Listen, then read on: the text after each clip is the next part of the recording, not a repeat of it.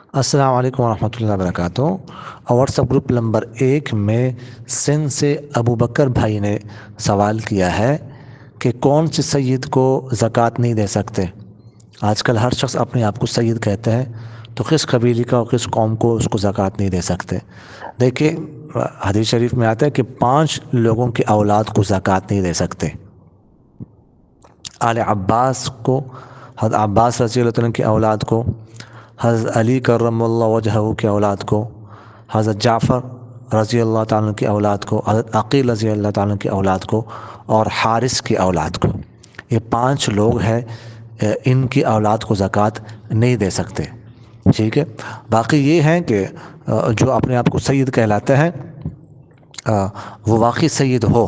دیکھیے گا، ایک بہت بڑی نسبت ہے اپنی طرف منسوب کرنا کسی کو، عباسی کہلانا وغیرہ ذالکہ، تو اس میں بہت زیادہ احتیاط کرنی چاہیے، کہیں جھوٹی نسبت نہ ہو جائے، وگرنہ اس پر گناہ ہوگا۔